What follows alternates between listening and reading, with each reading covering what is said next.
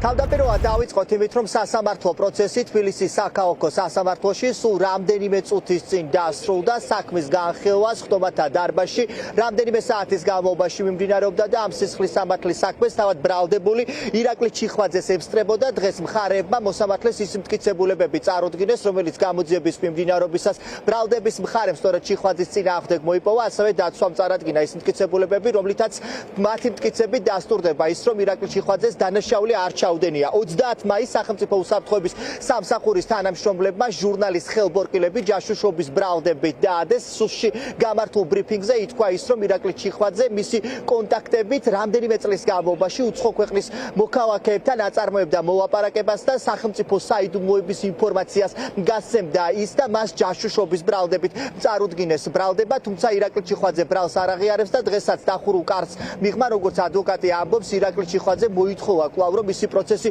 ყოფილიყო ღია, რათა საზოგადოებას სცოდნოდა თუ რა მტკიცებულებები აქვს სახელმწიფო ბრალდებას ჟურნალისტის წინააღმდეგ. ირაკლი წარდგენილ ბრალდებაში თავს დამნაშავე და არ ცნობს.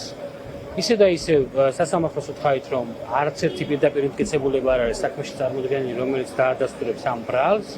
აქედან გამომდინარე, დავალოდებით შენე პროცესზე ვის წარმოადგენს ბრალდების მხარე მოწმეს და როგორ დაადასტურებს აღნიშნულ ბრალდებას. ბატონო, დღევანდელი მოწმე არ გამოცხადდა სხდომაზე თუ რამე მიზეზი ქონდა, რის გამოც არ მოვიდა.